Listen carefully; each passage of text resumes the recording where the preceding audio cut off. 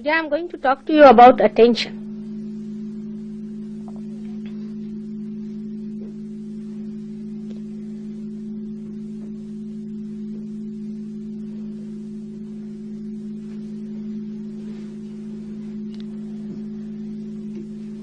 What is attention?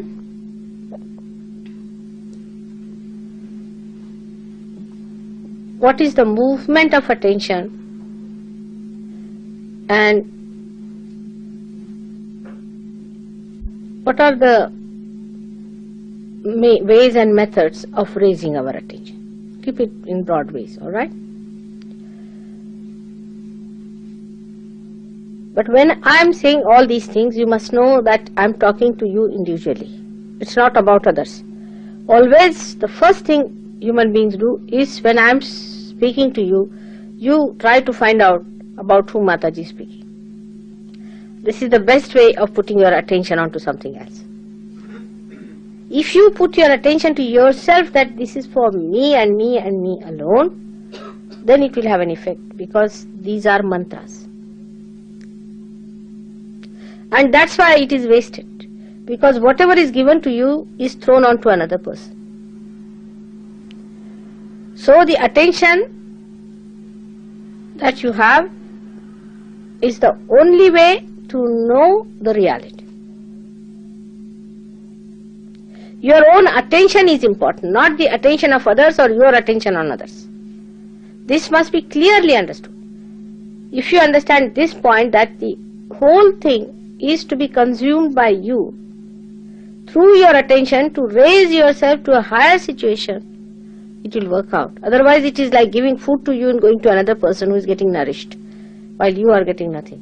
And that person also may not be able to get nourished because he doesn't know that you are throwing it to that person.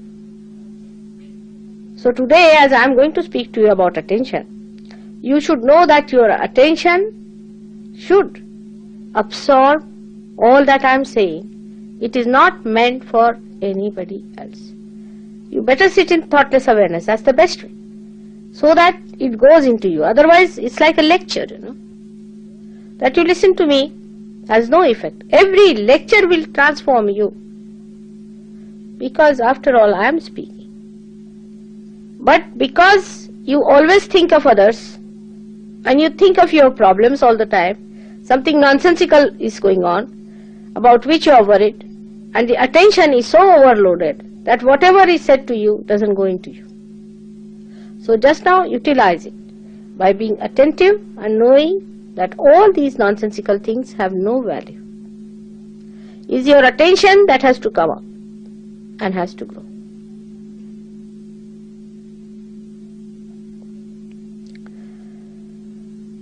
So attention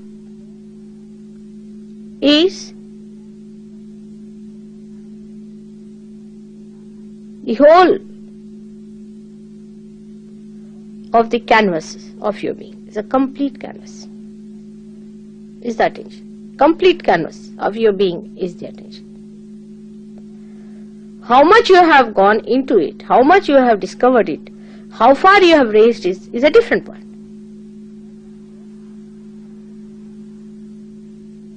Attention is chitta, and God is attention. How far your attention has been enlightened is a different point. But your attention is God.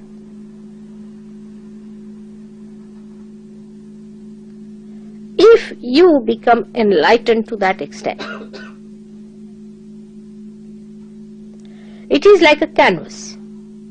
You can say it is like a canvas which is spread out for a film. Whatever aptitudes, or you can say the drags or movements of your attention has, shows on that canvas. I don't know what is the word for vritti in English language. It's not aptitude, but a person gets prone to, or his attention is dragged to. I don't know, there's a word like that for in English language, vritti. Can you suggest any word? So, our attention is just a pure, completely pure canvas, and is acted upon by the three gunas we have to begin with. And the three gunas come to you, as you know, one from your past, one from your future sense, and one from the present.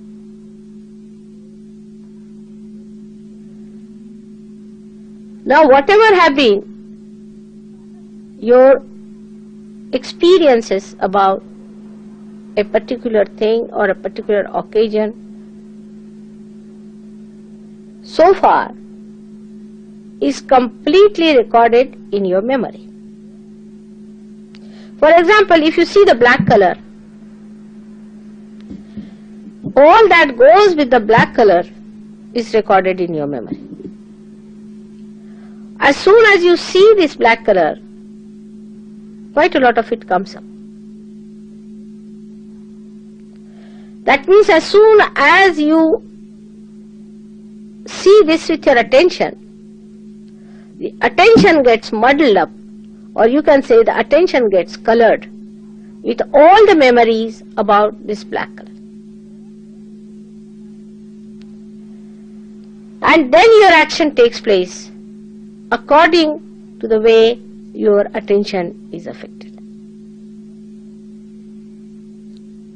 For example, just now, something was burned by these flames. Now all of you became aware of it. Next time whenever you will see a flame, first thing will happen will be that you will be cautious about it. It is not going to happen again, but the whole memory will come to you and you will try to be cautious or warn others, because your attention will become aware of that as soon as you will see that, because that canvas of your attention itself will start throwing out these pictures out of itself through your past experiences onto the canvas. This is a living canvas. Or maybe that if you have got some ideas which you have premeditated or thought of the future. For example, you must have thought of somebody that if I meet that man, I will tell him like this. As soon as you will meet that man, your attention will start bubbling out with those ideas that are coming about this man, and you will start addressing to him accordingly. It's all stored up within you, whether it is about the future or about the past, is given out of the attention through that bubbling process, which depends on your dragging nature. Where are you dragged? That's called as vritti, but I don't know what you call it in English language. I don't know what you are prone to. Vritti is a very neutral word. It doesn't mean anything bad. It means where you are drawn to. Vritti means a temperament by which you are drawn to. Now whatever is your temperament, it acts like that. For example, if you see a man walking, say, blindly, he cannot see things. One person may get angry with that person, another may have pity for that person, third may come forward to help him out. Is the vritti, is the temperament that you have developed through your three gunas.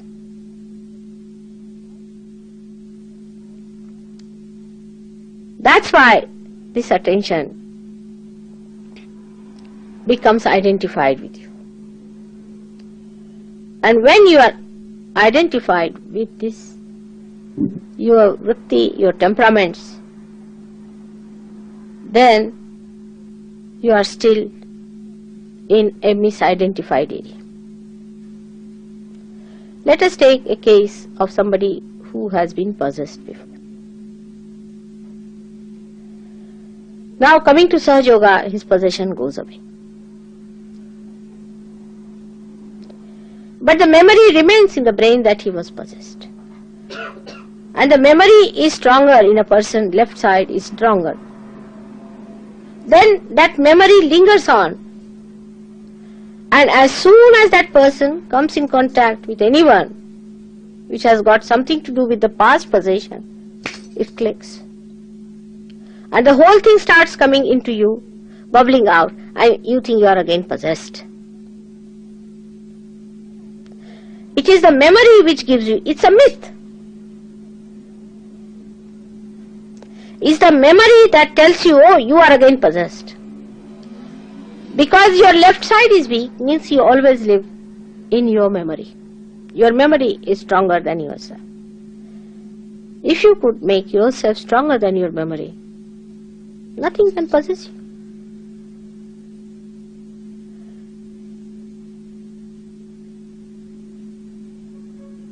But after you get your realization, you are not still identified with that state of mind in which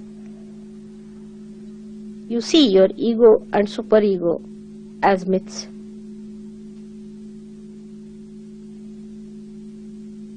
Still you get caught up into your ego and superego. And that's why your attention is still in a mess. In a pure, simple way of attention in an innocent child, he sees everything in pratyaksha, means in actual experiencing of something for a child, because he has no memory. So he'll have to burn his hand to feel that this burns. He has to touch something cold to know that it is cold. His memory is not yet built. So into the actual experiencing of it, he lives. But that actual experiencing becomes memory. And once the memory is built up stronger, the whole personality is affected by memory. All the conditioning of all kinds come through that. Your reading, even the whole atmosphere can come to you. You see, sometimes you smell a particular soap, or say a rose, you smell it. And all the memories of smelling such a rose sometimes comes to you, and you may feel really elated sometimes, maybe sometimes very unhappy, whatever may be the situation. So you may feel happy or unhappy, because whatever experiences you have had has given you a memory. This memory might have given you a superego or might have given you a ego. This scanning might have taken place. If it has been a ego and a superego, then maybe that if it was ego, you must have felt happy. If it is satisfying to your ego, you feel very happy. If it is not, if it is superego, if you are suppressed by this, then you feel very unhappy. So both things like happiness or unhappiness are the states where you are still in the myth. Still the myth exists. You have to still go beyond. So if you feel happy about some situation, you should know you are only happy before realization, because it is giving some support to your ego to bloat. And if you are unhappy, then you should know that there is some sort of a suppression on your ego and there is a superego developing. So both the situations have been of no help to you. Of no help to you for your growth, except that both these institutions develop so much that you are away from the real experience. The real experiencing stops because your attention is so much muddled up. So on one side, if you move on the left hand side, your attention is muddled up with fear, with pain, with unhappiness, with hopelessness, dejection. The other side, if you indulge too much onto the right hand side, little bit also, you start getting elated, excited, over dominating. The color of the left side is blue, and the blue color starts changing to the black, while on the right hand side it is, to begin with, yellow, light yellow, or you can say golden, then yellow, then orange, and then red. So you go to aggression on the right hand side. On the left hand side, you go into a complete state of entropy, you can call it, or a state where you are separated from yourself into complete frozen state. So one side you become completely frozen, on the other side you become completely heated up. Both these things are again movement on the wrong direction. Even in the center, when the attention is kept, that you keep your attention more in the center. There also, because it's a very sensitive point, it doesn't stay there. For example, when we say use fire, we can use it for burning the house. In the same way, we can use it for creating smoke. But we can also use this fire in its proper way, if we use it in its proper proportion, for cooking the food, for giving us light. If it is too much, it can burn like a big fire. If it is too little, it can burn like smoke. But in the center, when you know how to balance it, then you can use it for your own purpose, for cooking or for giving light. And then for a puja too. So in the same way, when we really balance our gunas properly, then we become gradually the master of the whole situation. The attention doesn't get dragged into things that we have been doing or that we have understood through our memories or through our experiences or whatever it is, and is not also dragged towards too much on the right hand side that we try to overpower or try to dominate someone. Because if you move too much that side, you have seen, it becomes blood. It is difficult for people to understand how, when people become very religious minded, like now Iran, the movement is on the right, all the austerities, all that, everything, now bloodshed. Christians also did the same. Brahmins did the same in India. Buddhists did the same. Even they talked of non-violence, they got to bloodshed. Because movement started right hand side. Left hand side movement will take you to very sly and dark methods. So right-handed sided people, like big nations who are supposed to be developed nations, they justify war. We must have weapons to face each other. But you all, each other, are the same people from God's point of view. Why are you fighting? When God asks you, why are you fighting? What is the need? Why don't you sit down properly and listen to each other? What are you fighting about? You are fighting about land. Is it your father's land? It belongs to God. God has created this land. Why are you fighting?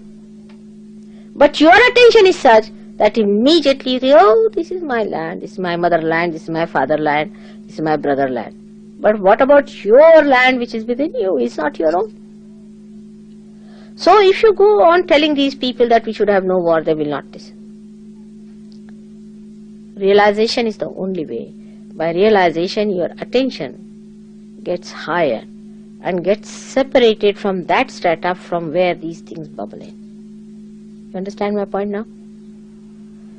The strata goes higher. The attention goes higher, at a higher state, and these things that used to bring in, by right side movement you get weak shape, confusion. First you get confusion. Every intellectual, whatever brilliant he may be, he is confused. And the more confused here, the more he asserts himself. Because he is confused, he is not sure of himself, so he asserts. This is the thing, this is the thing. I mean, if it is so, why should you assert it? But he goes on asserting, this is the thing. Then understand, now he is going towards lunatic asylum. Absolutely. And the way he asserts, goes on talking about it all the time, that means he is not sure. He becomes like a possessed personality.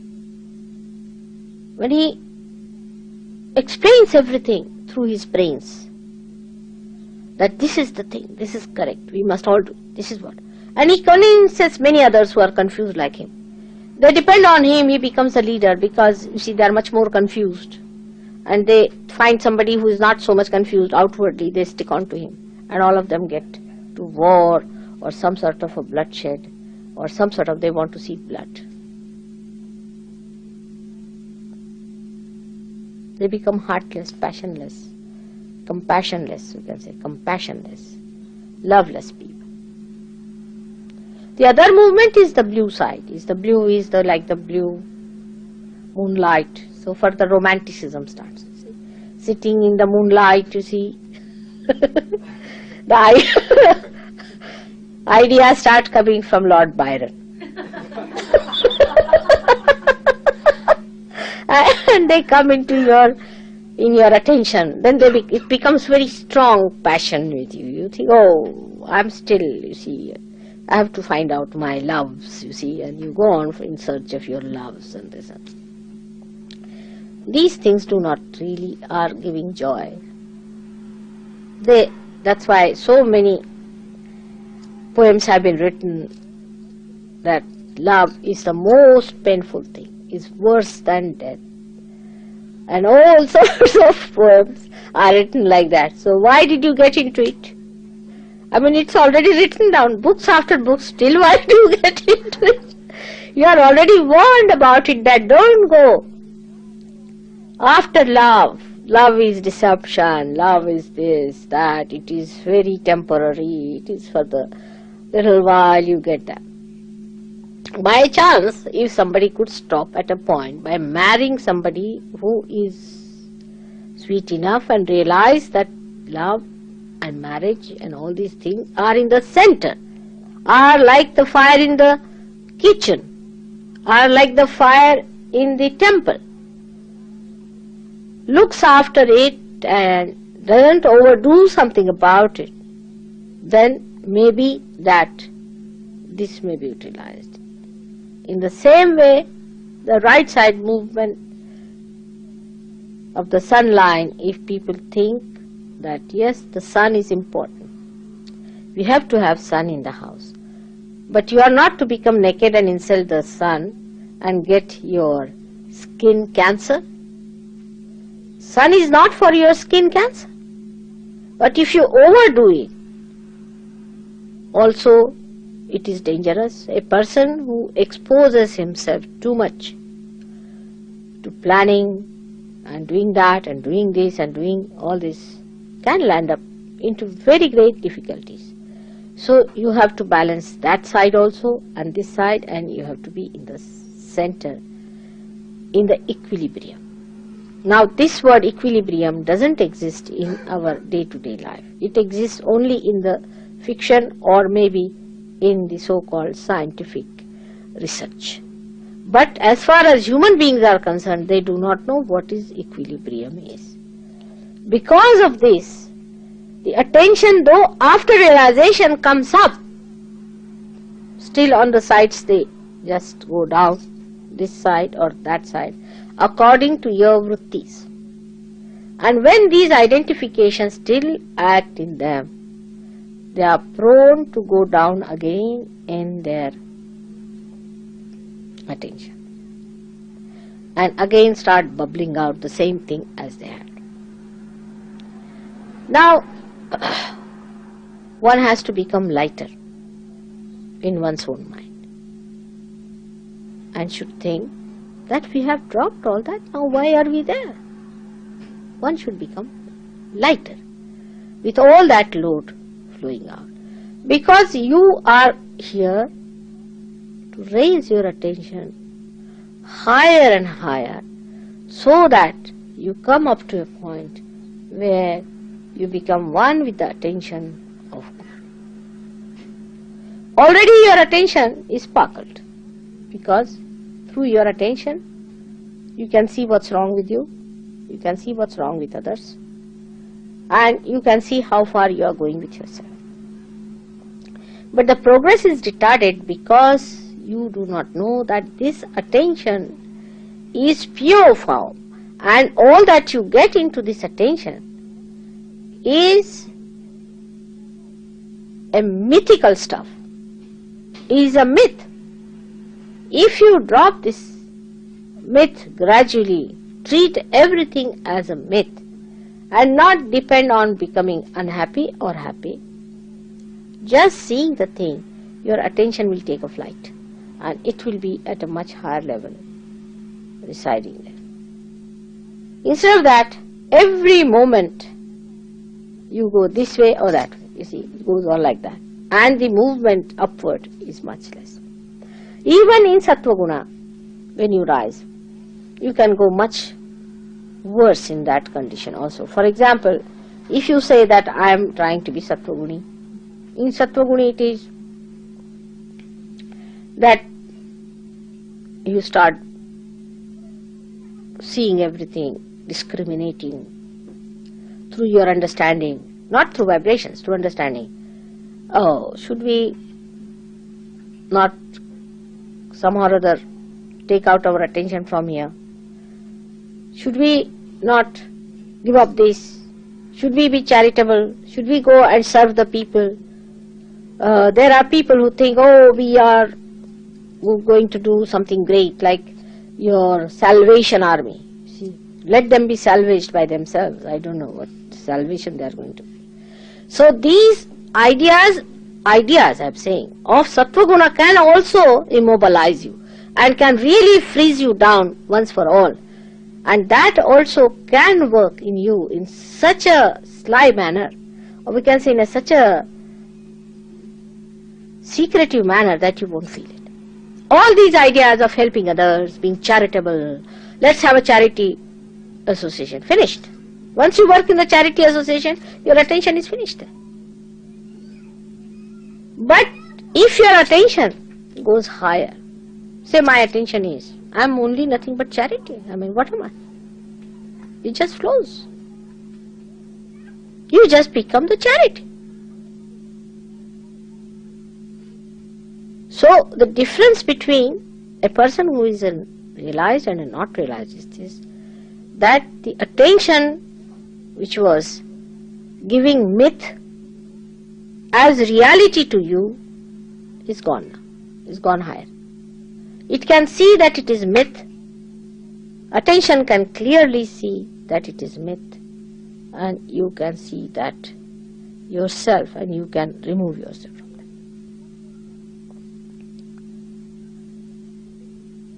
that. That, of course, I have to give you a push, no doubt, and I am working hard on that to give you a push. But you should also know that mythical things must be dropped down. Otherwise you will not grow. All mythical things must be dropped down. And the best way to do it is to be in thoughtless awareness. Because as soon as you transcend these three gunas, you become thoughtlessly aware. You have to cross Agya. Once you cross Agya, these three gunas, absolutely you go into a state where you are gunatit, you are beyond gunas. So you do not deliberately do anything, but it just works out. But analysis is one of the diseases of the West. What are you analyzing? What are you analyzing? You ask yourself. I feel like laughing at the whole analysis that goes on. See, they'll sit down, take out a hair, splitting the hair into 100, and great analyzers are sitting down there. They cannot even say how the chromosomes have that spindle action. And I mean, at that minute level, the things are worked out. They cannot say how a cell divides. What are they analyzing sitting down here? Now they have analyzed for a purpose, also done for God. Through their analysis, now my things are recorded. Through their analysis, I can go to the TV if they allow me any time. Because of analysis doesn't fit into me, they won't allow, they may not. It might be expedited. But say, for example, if you had not discovered these things, for example, take it like that, and the science was not discovered, your attention would have been at least better off. Because of science, your attention is also very much in confusion. So I don't know which one to praise, whether the science or the primitiveness. See, when you raised yourself to science also, you got to another extreme as usual. Till you burnt out your complete attention, you were not satisfied. I mean, if you had kept your balance in science also, it would have helped, but the balance was lost there. Give anything to human beings and they know how to make the worse out of it.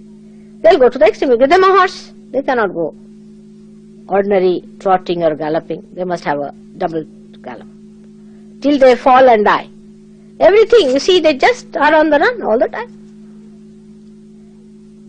So first thing is needed is to steady down yourself and tell yourself that now all these mythical things I am not going to allow to come to my attention. All these things are nothing but myths, but you are giving too much importance to myths.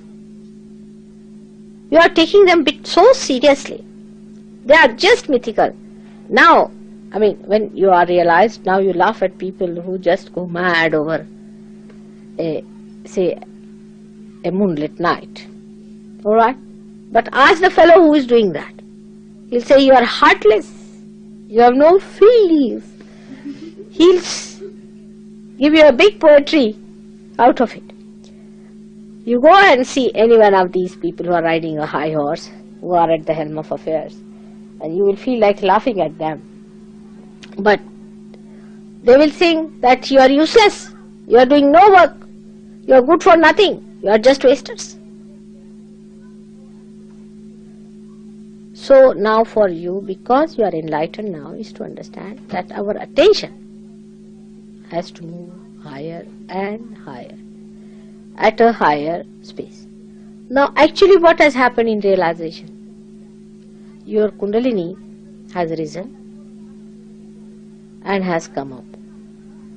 Just like you can say a small thin hair, one hair, say,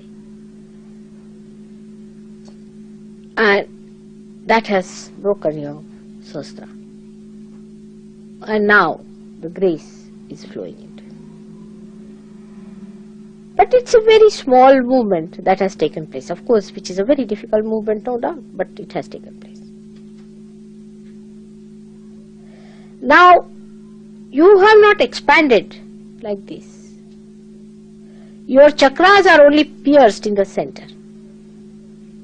But the rest of the attention is still intact. Actually, it is so intact that you don't even feel that it is pierced.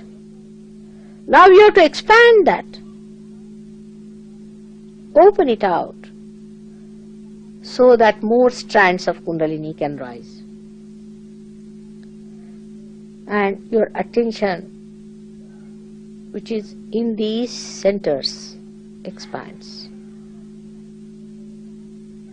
By expansion, it drives out all that is mythical on the sides. On every center, we have our attention, which is being enlightened in the center through this light passing through. But light is too small for the darkness that you have collected. Especially for people of the West, I would say your confusions, you must get rid of them.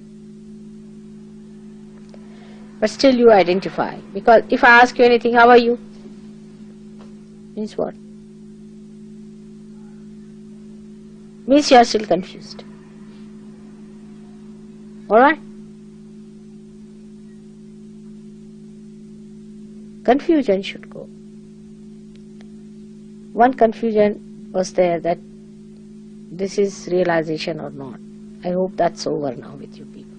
At least now you believe it is self-realization. I had to tell people, no, I are self-realized now. You are.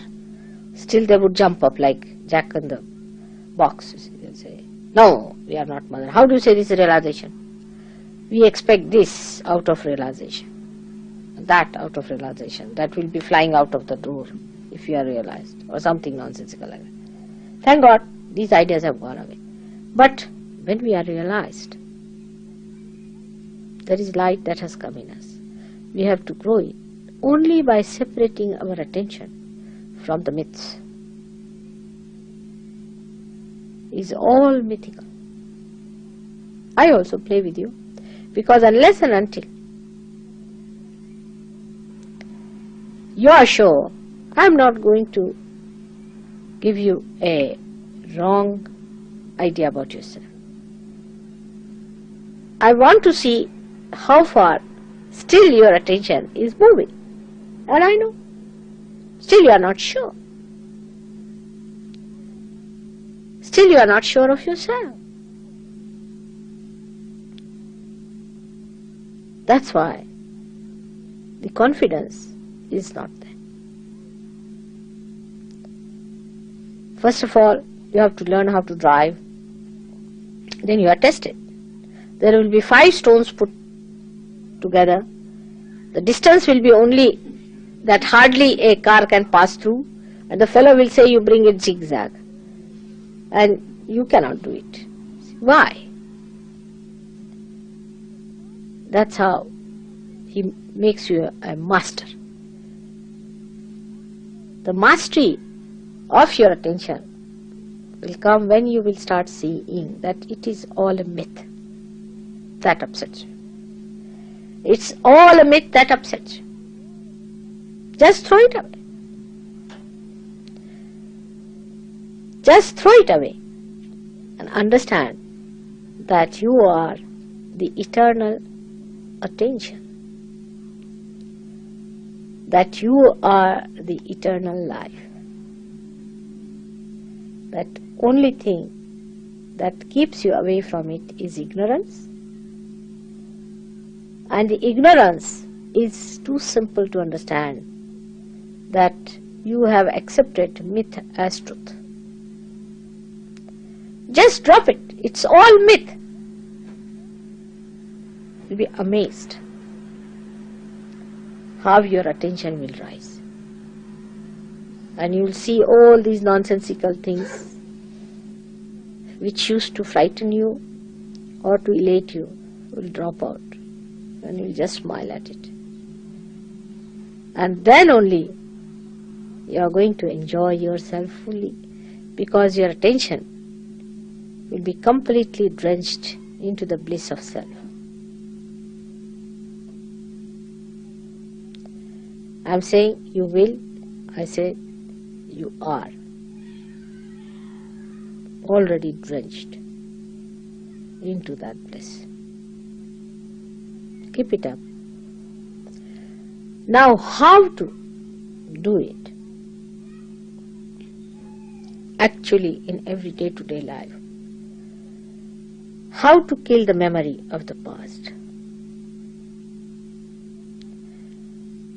To kill the memory of the past is to have new memories. You must remember when you got your first realization. Always think of it. Whenever any such memory comes to you, you try to think how you got your realization. Any memory that is troublesome or even so-called elating, you just try to remember how realization has come to you. When you feel aggressive about something or angry something, just try to remember how you felt the joy of surrendering. Just think of that joy of surrendering, of dissolving yourself. So the new memories must be built up. If you start building up new memories, then you will start collecting moments to establish other moments which have such memories. Like a memory when you try to help somebody. You raise the kundalini of someone. Now the problem would be when you will be raising the kundalini of others, you will be in thoughtless awareness. There won't be any thought. And thought is the only thing which impresses. But that time you can record the joy of raising the kundalini. If you could record the joy of raising the kundalini of others, you will feel a new wealth of these beautiful moments will be accumulated. And all those moments which were giving you confusion or fear or so-called unhappiness and happiness will drop. And pure joy will remain. Because now most of the experiences you have had are more of joy. Joy has no thoughts. It's just an experience, a pratyaksha. That's why I said you keep your eyes open. I hope you will understand what I mean by that. May God bless you.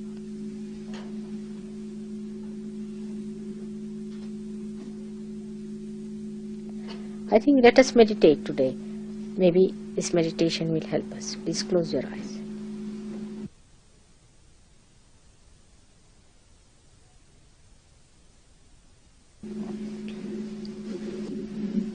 All of you, your these things, put it on the fire. There, Douglas, take these things, and take them on the fire.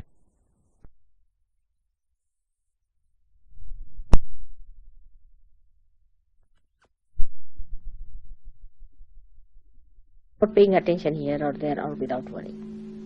Worry and all these things are vikshepas. These are all confusion. Comes from confusion. You have known about me that I can sit for 9 hours in one pose. I mean, I've done that, but I can do even more. And so one has to develop a baitak, is to sitting posture for some time. You must settle down in some position, alright? Should try to do that. And whatever is required for that is to be done. Because that's the only way you can do it. If you are walking, still your attention will be, moving about. Anyway, if there's a movement, then the time, space and everything comes into play. But if you can settle down, if you can have a place where you can sit down, and that's why the photograph helps. If you can see the photograph continuously, with a relaxed eyes, not all the time staring, but relaxed eyes. You can close your eyes with respect. Again, you can open your eyes.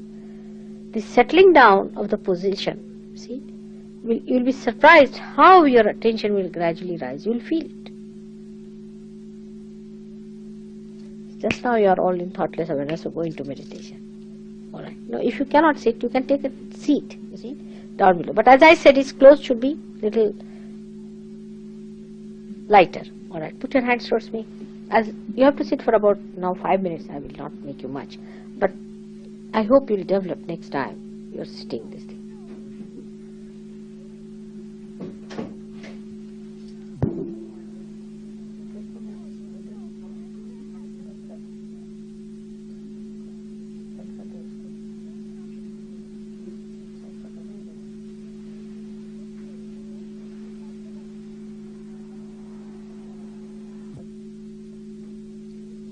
expressionless.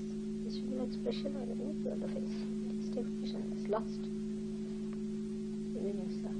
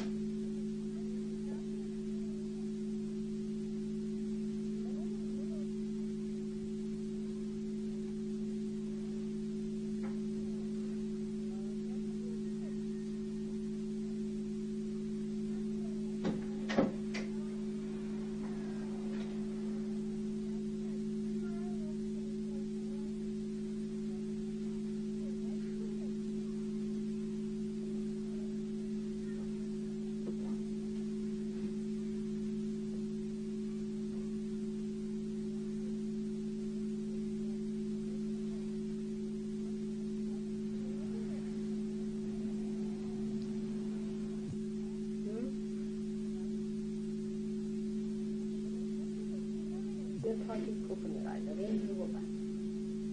That will get about.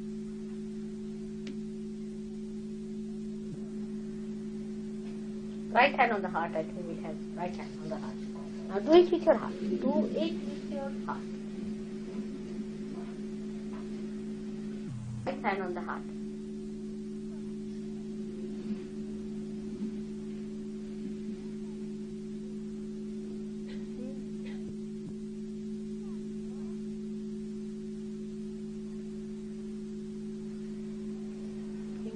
That I am the eternal life, I am the spirit.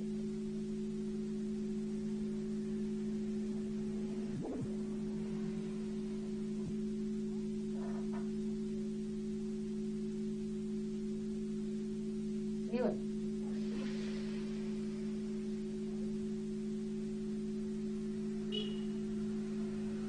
Hold your breath.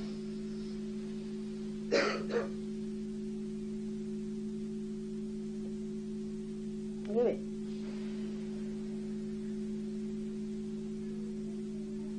This time when you hold your breath, you should know that I am the mother of the universe and the most powerful personality. And I am your mother. And you are all protected. Hold your breath.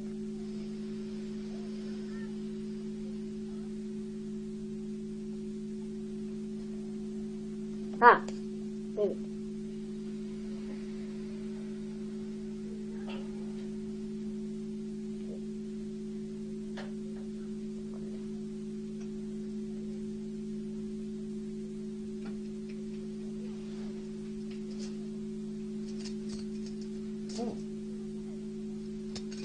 Are still children, I must say.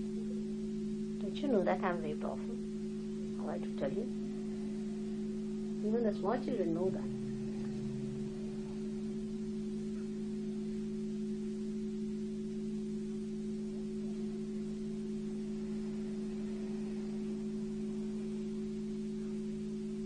All right?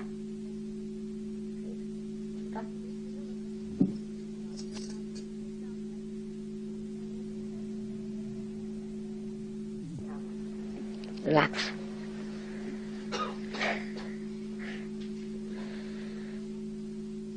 Let's have some music and something. Now, any questions?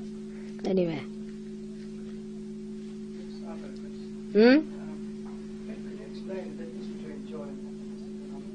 Joy and? Oh, very simple, you know. Joy doesn't have a double thing like happiness and unhappiness. Joy is absolute. Is absolute. It is thoughtless. It's fulfillment. Happiness is always shadowed by unhappiness. It's the double coin stuff. See, double faces of a coin. Happiness will be followed by unhappiness, unhappiness by happiness. It's a relative terminology. But joy is absolute. Absolute. It's beyond thought. It's bliss. Contentment can be relative still. But it's all that in one. Joy is where you do not ask anything anymore. Just there. It just emits then. Just emits. You don't want anything, just goes, overflowing. It has nothing to do with your rationality. It cannot be perceived through your rationality. Beyond, you just feel it. Yes, Jeremy? Why do we dream? Huh? What makes us dream? Dreams. Now, you see, there are 3 stages of our consciousness in the normal way. Not the 4th one, that now you are in the 4th one, but normally there are 3 stages. And the 3rd stage is called as Sushupti, where you are in a stage where you are deep asleep, you see. That time you come in contact with the unconscious. Unconscious actually enters your attention, and you start getting the information from that. But a person who is not yet realized is not quite awake in that state, in the sense that whatever he records gets again clouded when he is coming back through those stages of. He comes through subconscious areas, you see, lots of areas. You can say that he comes out of all the subconscious areas that he has got within him and the supraconscious areas within him, and then he comes to conscious mind. So lots of things cloud it, you see, like covered it. So the interpretation or even the memory of the dream could be quite confused, you see. But after realization, you touch even deeper, because you enter into unconscious. Not that the unconscious has to do anything, but you enter into the unconscious. Your attention goes into the attention and it records what it sees. The more you become realized, you see, the dream state will go away. For example, I never dream. I mean, actually I am in dream. I never dream in the sense that when I am so-called dreaming, I am actually there working it out. And I can verify it with others that I was that time with you. He says, yes, this happened. So, you see, it's a different state of mind. But actually this happens. You never have a dream. You are always in reality. But that's a different thing. But at least whatever you record in that from the unconscious at least should be your own. But mostly the dreams of the people are clouded. So the dream doesn't have much meaning. But with Sahaja Yoga you are enlightened so much that in your dreams also you see what unconscious has to say actually, which is not confused, which is not clouded, which is absolutely with that you are awakened.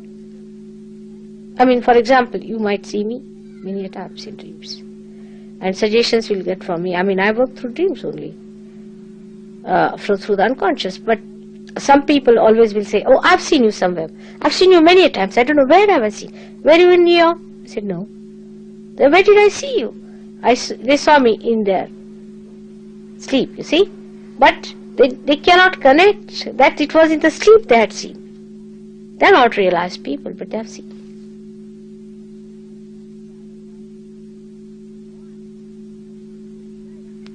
Can you give people realization in their sleep? No. No.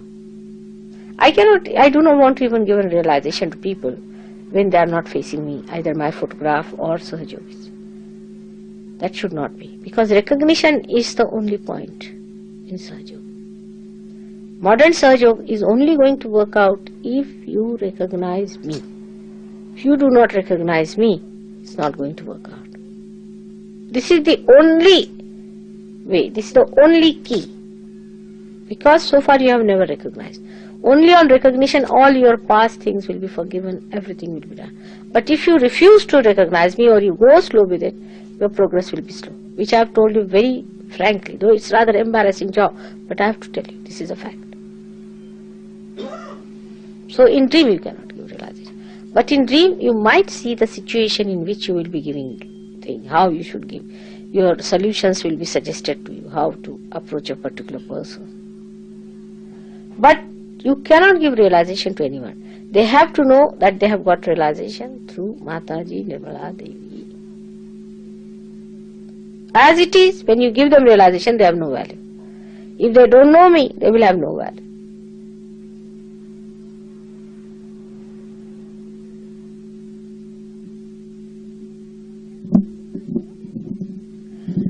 But I would still suggest that one should not go on analyzing the dreams too much. Again, the same problem will start, because I know Jung and all these people did that. But that was all right at that stage because they were not realized people, or they were realized of a very confused manner, in the sense that they were not sure of themselves.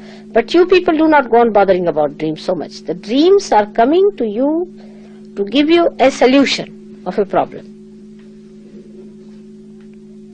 The unconscious is helping you in dreams. For example, when I go to India, most of them dream that mother is coming. I mean, it's like acts as what you call television.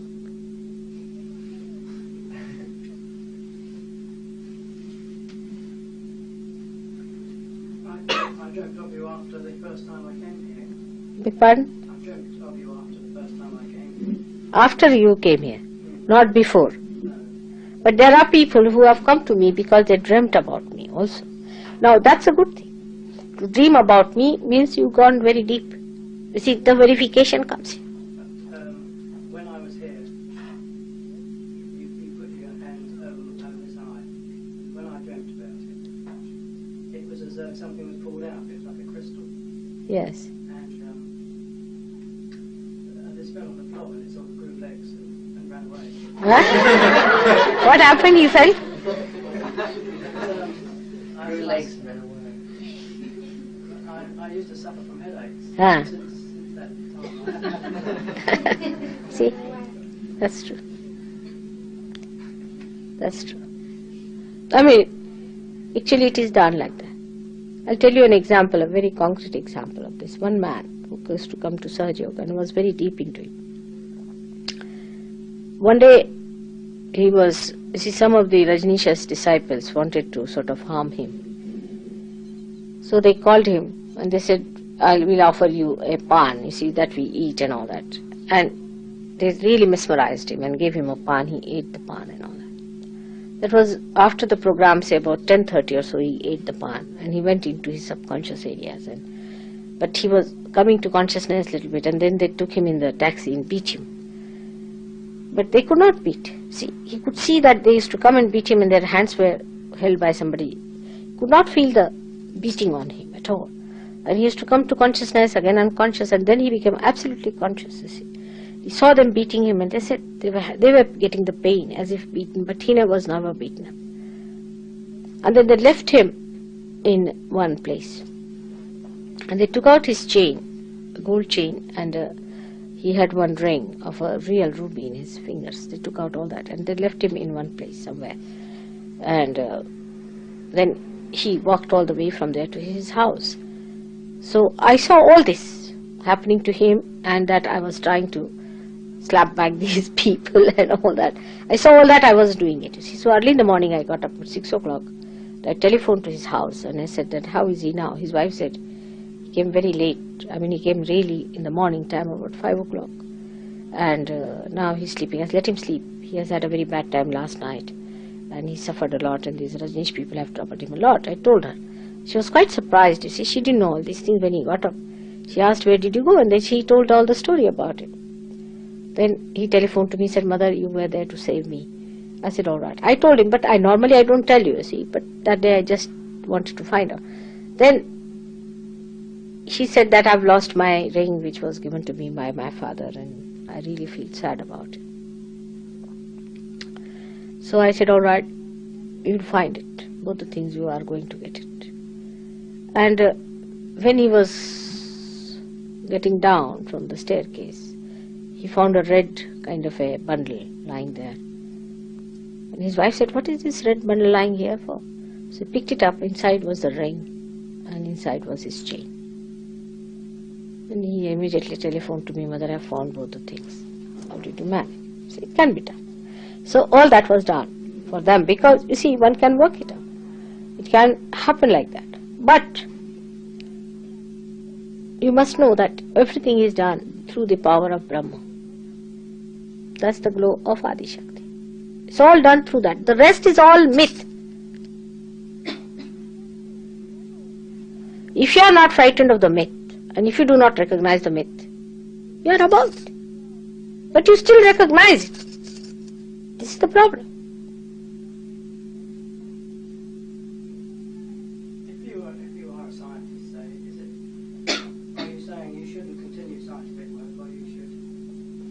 No. If you are a scientist, see, you are a scientist, then what, after realizing, what you should do is to bring science and realization together. You can explain science and realization together. You have to explain realization through scientific method. This should be your effort.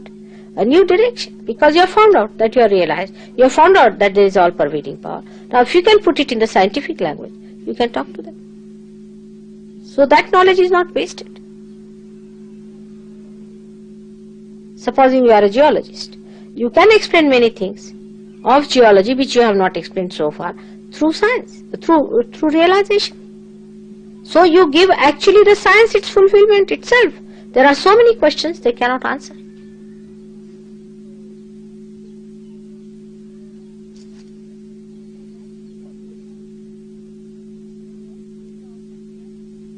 Everything, politics, everything. Why it has failed, what has happened, what is the reason, everything can be explained through science of Sahaja. Everything. Why it works out, why it doesn't work out, what's the thing, what is the failure is due to. Everything can be explained. Human behavior, everything. So use your knowledge to enlighten the knowledge which is covered with ignorance.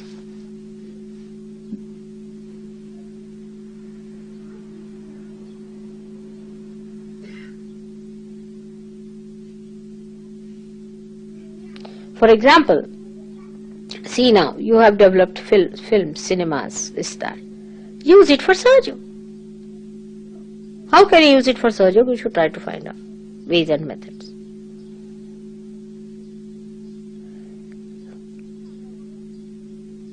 Supposing you are a dramatist, use that drama. Make a drama on Sahaja.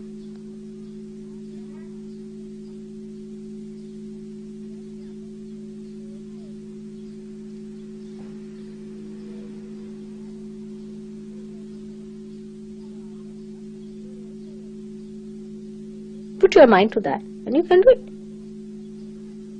For example, somebody is doing, say, a course in journalism. Then he should use his journalism to propagate Sahaja.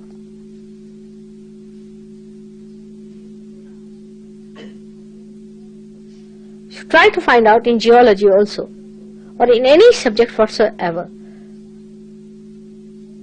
the light of Sahaja Yoga, which is being missed so far by the scientist, by the geologist, by the psychologist, by everyone, because it's all a science which is secluded, which is in darkness, which has no connection with the whole.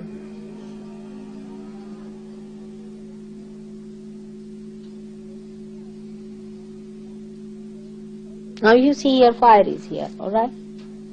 Now when I put my hand there, what happens is this fire is enlightened. This power sucks in from you or any one of you who are realized souls. Whatever is there within you which can be burnt away by fire. And it burns it off. This fire you have analyzed in ignorance.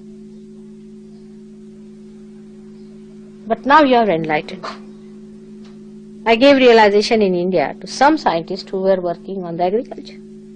They started using vibrations for agriculture. And they were surprised that they could produce 10 times more yield.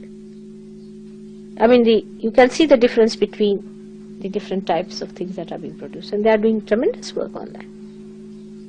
They'll be publishing papers and things, and they are doing that.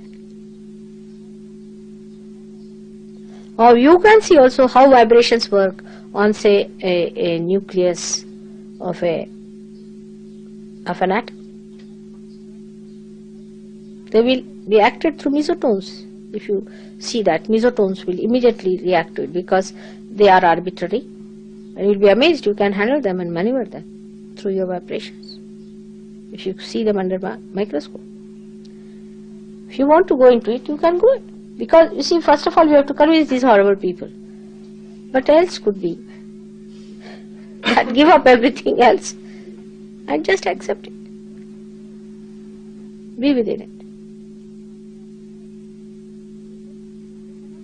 We are curing people without any science with us. We are curing mad people without any science. After all, everything is for the betterment of human beings. We are improving food problem. We are improving even material problem. Everybody has got better. Lakshmi Tattva is improved in them. All these things can be done. And scientists can show that science taken to extreme can take to destruction, which is not related to the whole. If you move in one direction, you see, a linear movement, it just coils back and comes back to you only. But if you are related to the whole, then you know how to balance it. You see, otherwise the nose starts growing or the ear starts malignant. The growth of science, the modern science, is malignant. It is malignant. Even on earth, if part of earth starts growing, for example, on one side, the whole balance and equilibrium will be gone of the earth, isn't it? Even if you see the nature in its real completeness, then you will see there's such a balance existing. Science just moves like a blind horse in one direction. What is the use? Then you go to atom, and from atom you go to atomic energy, and from there to the destruction part. But if you have kept to the truth and to the complete, then you would not have gone that far. All right, it's useful for us, use it. Analysis destroys all our character, everything. If you start analyzing yourself, you will be destroyed. Take yourself as a whole. There are people I have known who analyze me also. Such silly fools I have seen. There are.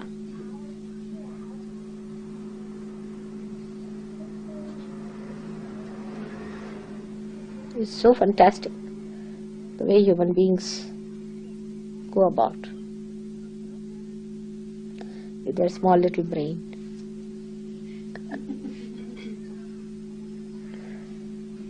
Anything they cannot explain in surgery. When you have the higher science to discover, forget the lower sciences. When you were a frog, you are only worried about the well where you lived. But now today you are a human being, you are worried about other things. Now you become a superhuman being, you should be worried about higher sciences. What have you achieved through science? We can achieve in a second through surgery.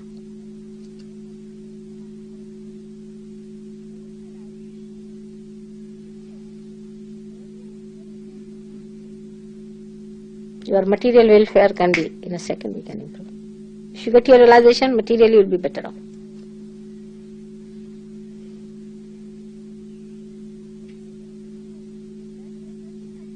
Most of the people they declare as coma and dead, or lunatic and gone cases. They have not been able to cure any lunatic whatsoever. Once he goes to the lunatic asylum, he just comes as a corpse. He never comes back as a sane person. What your science have achieved so far? I mean, in which way? Take to anything, political problems, anything. You tried to have political, say, democracy. You have created demonocracy. You wanted to have communism. It is nothing but killing everyone. Everything is topsy-turvy. Hello, how are you? Look so. You come here, you come here. Your daddy has come? Where is he? Oh, I see. Sit down, sit down, sit down. Good. Now, any other question? Should we have some music?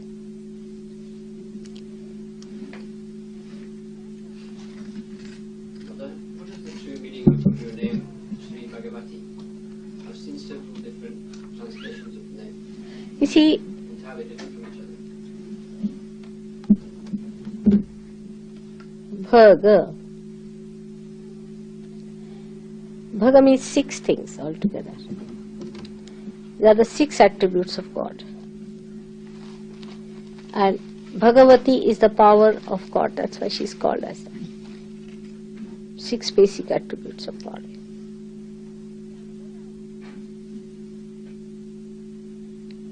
First is innocence. Second is creativity.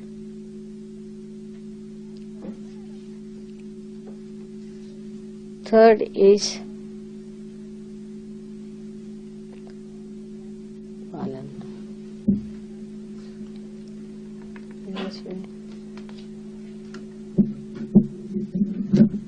पालनहार को क्या कहना चाहिए?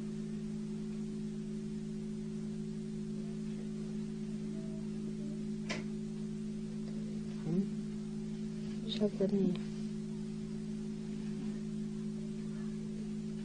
Fatherliness you can say, but is the one which nourishes. Which,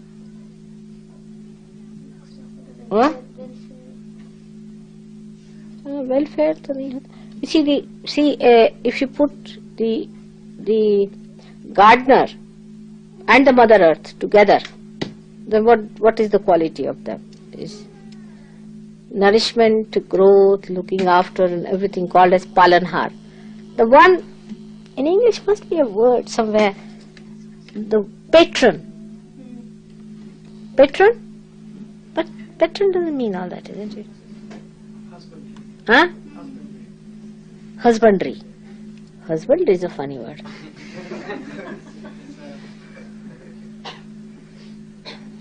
Term applied to Something like that. people looking after things. Paternal, Huh? paternal. But it is also maternal, you see. Guardian. Huh? Guardian. Guardian is only in control.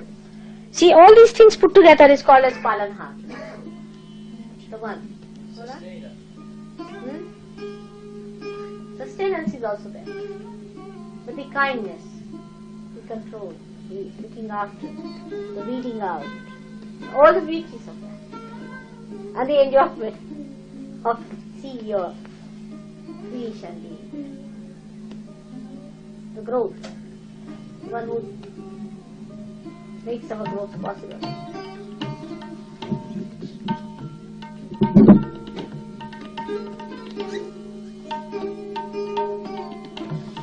Then He is Almighty. Almighty. Nobody is more powerful than He. He is the most powerful.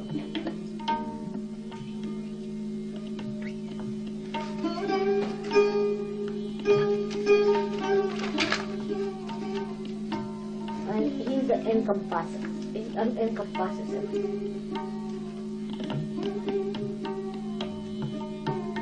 He is all pervading and He knows it. He